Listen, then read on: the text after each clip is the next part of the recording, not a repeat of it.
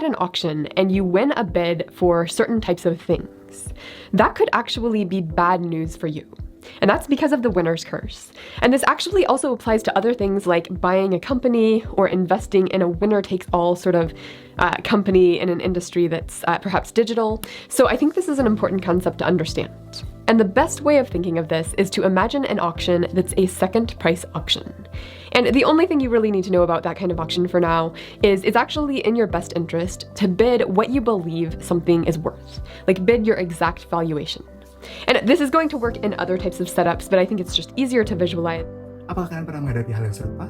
Hal tersebut biasanya dikenal dengan kutukan winner curse. Di dalam dunia ekonomi, winner curse ini atau kutukan pemenang biasa terjadi akibat karena ketidaktahuan seseorang akan nilai suatu produk, sehingga adanya miscommunication atau misleading information yang menyebabkan orang merasa tidak worth it ketika membeli barang tersebut. Maka dari itu, di video kali ini, kita akan membahas tentang the winner curse itu sendiri dan juga bagaimana suatu sistem lelang itu terjadi. Serta kita akan membahas salah satu tokoh peraih Nobel Ekonomi yang pasti akan membantu kita untuk memahami konsep lelang dengan baik dan juga penerapannya agar tidak terjadi the winner curse itu sendiri. Untuk menanggulangi permasalahan the winner curse atau kutukan pemenang ini, kita akan bertemu dan juga berkenalan dengan dua tokoh peraih Nobel Ekonomi, yaitu Paul Milgram dan juga Robert Wilson, di mana mereka berdua menghadirkan suatu konsep untuk meminimalisir atau mengantisipasi adanya kutukan pemenang, sehingga kegiatan lelang ini dapat berjalan lebih terstruktur. Untuk membuat lelang menjadi lebih terstruktur, Milgram dan juga Wilson membagi dua nilai yang kita kenal sebagai common value atau biasa yang disebut dengan nilai umum. Contohnya kita bisa lihat dengan harga frekuensi internet atau tambang minyak, di mana para pemain itu mengerti dengan jelas berapa besar nilainya, tetapi mereka tidak tahu berapa pasti nilai tersebut. Maka dari itu biasanya hal inilah yang memicu adanya kutukan winner curse atau kutukan pemenang. Berbeda dengan poin yang kedua, yaitu private value, yaitu harga yang lebih private atau lebih berharga secara koleksi, secara memori, dan juga secara nilai rawatnya. Karena di sini private value ini berbicara tentang bagaimana orang mau menyimpan barang tersebut dan berbicara tentang harga yang bisa berubah lebih tinggi akibat adanya faktor emosional dan juga faktor memori yang membuat orang akan lebih merawat barang tersebut. Namun, beberapa orang akan menganggap tersebut adalah hal yang biasa. Nah, akibat adanya kedua nilai tersebut, masalah yang muncul saat lelang adalah di mana kebanyakan lelang secara konvensional mencampur adukan kedua nilai tersebut tanpa adanya aturan yang jelas, yang menghasilkan adanya informasi yang tidak seimbang atau biasa tersebut information asymmetry. Maka dari itu, Milgram dan Wilson akhirnya menciptakan sebuah sistem agar informasi ini dapat bisa dinikmati dengan baik oleh semua orang. Semua orang dapat tahu bagaimana cara lelang yang baik dan juga lelang ini akan terbuka bagi semua orang. Maka dari itu, mari kita bahas apa yang dilakukan oleh Milgram dan Wilson sebagai solusinya. Mereka berdua ini bukan saja dikenal atau disebut sebagai seorang tokoh yang jago akan teori, tapi mereka juga dikenal sebagai market architect. Kenapa demikian? Karena mereka menciptakan suatu sistem yang bisa diterapkan tidak hanya saat lelang saja, namun ketika kita ingin menjualkan atau melakukan sebuah kegiatan promosi dari suatu barang. Hasil dari pembahasan Milgram dan Wilson adalah SMRA atau Stimulation Multiple Round Auction atau pemberlakuan sistem babak dalam lelang. Lelang yang biasanya dilakukan dalam sekali putaran langsung bubar atau ketika satu kali putaran mendapatkan penawaran tertinggi, lelang dianggap selesai. Namun dengan adanya SMRA ini, lelang tercipta dalam beberapa ronde atau beberapa babak yang mengidentifikasi informasi-informasi mengenai produk yang akan dilelang sehingga orang tahu betapa berharganya atau betapa nilai barang tersebut sehingga orang tidak merasa kecewa atau merasa sedih ketika mendapat barang tersebut. Kenapa lelang harus dilakukan dengan banyak ronde? Tujuannya adalah terciptanya price discovery. Saat kita melihat saingan kita menawar lebih tinggi, kita jadi memiliki informasi yang baru. Oh, berarti pasar barang tersebut lebih tinggi dan nilai barang tersebut memang sangat berharga. Hal ini akan membantu kita untuk menyesuaikan tawaran agar tidak terjebak dengan kutukan pemenang atau egois pemenang yang ingin menawar lebih tinggi tanpa tahu nilai berharga dari suatu barang. Kondisi ini juga mencerminkan adanya transparansi penerapan untuk mereka mengenal secara lebih lanjut barang apa yang akan mereka beli atau barang apa yang akan mereka dibayarkan dengan harga yang tinggi sehingga orang tahu dan tidak terjebak oleh winner curse itu sendiri. Maksud dan tujuan dari adanya teori SMRA ini adalah menuntut transparansi yang dilakukan oleh perusahaan dan juga produk, sehingga orang yang membeli merasakan nilai jual dan juga experience yang lebih menarik dan juga lebih terstruktur melalui lelang itu sendiri. Selain itu, hasil pembahasan dari Milgram dan Wilson adalah aturan activity rules yang menuntut semua orang yang terlibat dalam lelang tidak boleh melakukan booming harga di akhir atau mereka langsung menembak harga tertinggi ketika ada orang lain yang sudah berhasil mendapatkan harga tersebut. Maka dari itu, lelang juga akan terlihat adil dan juga bisa mengerti step by step mengapa orang membeli barang tersebut.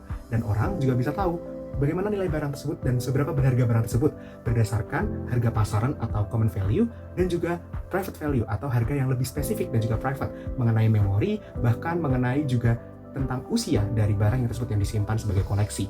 Kali ini saya akan memberikan sebuah korelasi sederhana atau sebuah contoh sederhana melalui penerapan teori ekonomi yang diberikan oleh Milgram dan Wilson dalam suatu konsep blind box. Kenapa blind box? Karena blind box menghadirkan suatu hal yang tidak transparan, tetapi mereka memiliki nilai private value yang cukup tinggi di Indonesia.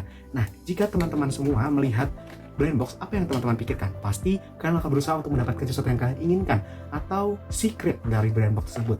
Contoh, saya akan membawa salah satu blind box yang saya sudah beli. Nah, di blind box ini ada beberapa versi hadiah yang akan kita terima. Nah, di sini ada salah satu hadiah yaitu secret itu sendiri.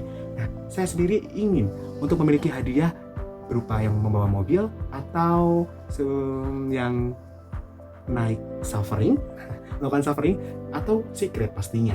Nah, kali ini blind box ini akan saya buka dan kita lihat bagaimana penerapan common value atau private value yang ada dalam blind box ini.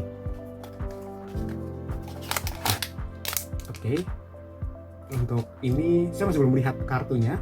Nah, pastinya saya mendapatkan ini dan saya kurang tahu apa ini. Mari kita lihat untuk blind box-nya. Karena blind box ini adalah blind box DIY berupa cube untuk menyusun nylon ini menjadi seperti ini atau menjadi gambar nylon. Nah, maka itu di sini juga ada kartunya. Saya belum melihat kartunya.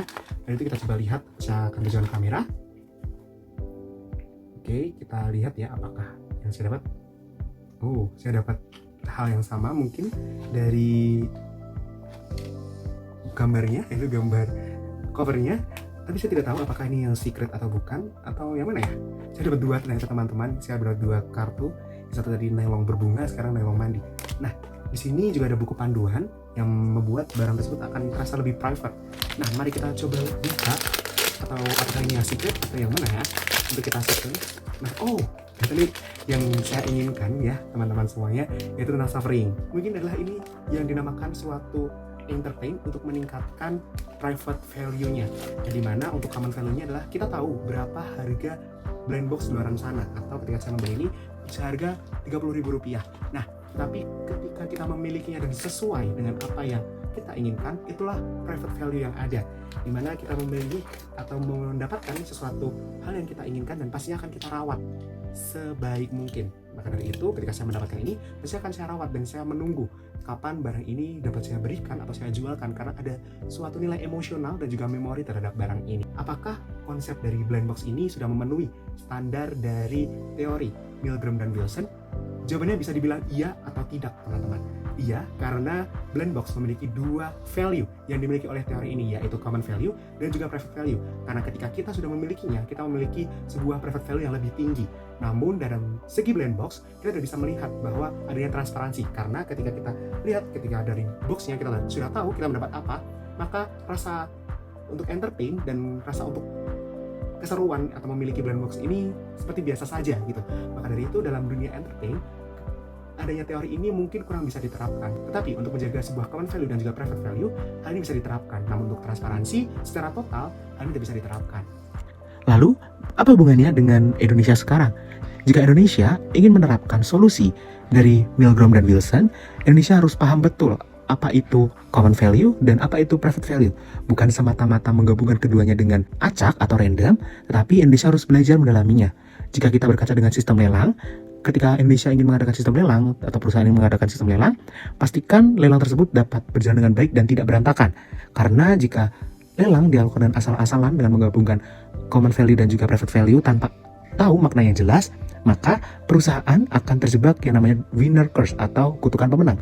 Bahkan perusahaan atau perorangan bisa mengganti rugi miliaran bahkan triliunan, yang ujung-ujungnya bakal menjadi mahal banget untuk orang mengganti kerugian-kerugian yang ada. Jadi teori ini sebenarnya menjaga agar harga suatu barang dapat lebih terjangkau dan orang atau perusahaan dapat mengerti nilai barang yang dijualkan atau ditawarkan. Maka dari itu, dapat saya simpulkan dan juga saya mengajak semuanya sebagai pemain lelang dan juga pembeli suatu produk, kita harus belajar lebih smart dan juga wise atau bijaksana, sehingga kita tidak semata-mata membeli barang tersebut karena kita merasa menang atau memenuhi ego kita, tapi kita juga bisa tahu berapa berharganya barang tersebut, sehingga tidak ada kata menyesal atau kutukan pemenang tersebut dapat dipatahkan. Dari teori Milgram dan Wilson, kita belajar mengenai market design, di mana kita sebagai seorang pemilik produk harus tahu bagaimana kita menerapkan common value dan juga private value, sehingga orang yang membeli barang kita atau ketika kita mengikuti lelang, kita tidak menyesal mendapatkan barang tersebut.